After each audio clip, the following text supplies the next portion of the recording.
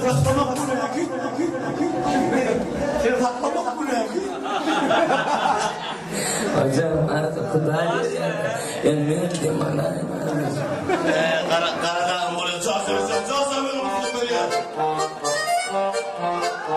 Olsun. Yaşına yatlamak değerin. Bu ahmarı istesem kövüşüm. İçinden kem ayakkabım senin hala peşin kövüşüm. Kövüşüm. Yıkıza kövüşüm.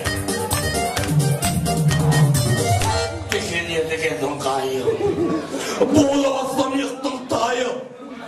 Yaşları dostum sayıp, yamallardan kasım kövüşüm. Kövüşüm. Kövüşüm. Halleluja. Halleluja. Dosusun nasıl kövün. Men for jag kan göra en liven. Jag så dåligt som kövüşüm. Kövüşüm.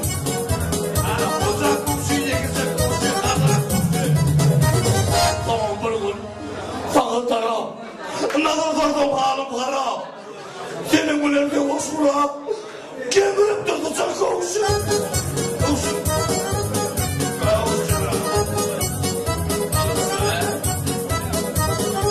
Sağ ol ya sevim ettim.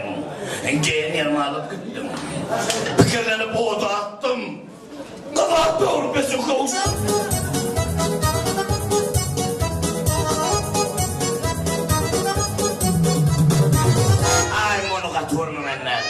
Halas idiyana bundan. Yıldızı tutsan ben ondan. Kovar nasıl kavuşum?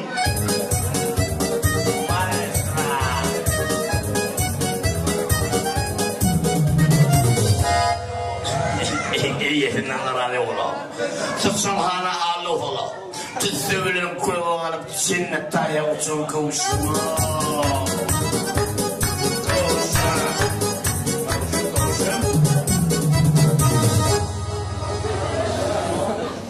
Adamda bir kadar bana aydım ayttıydılar.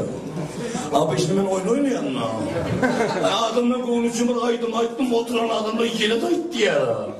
Hemen size aydım siz yine de ayttıydılar koymak edin bana ayşet ya. O aydım dinliyoruz canı savunmada dinler ya nedir? Ben uçak tramador trimon adı oynuyor. Gitti bir aydım aytacak. Maestro Yugoslavya ayşet ya.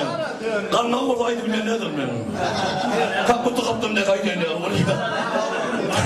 Adamla Yugoslavya ayşet ya. Burası. Senin burası ne erken yapıyor?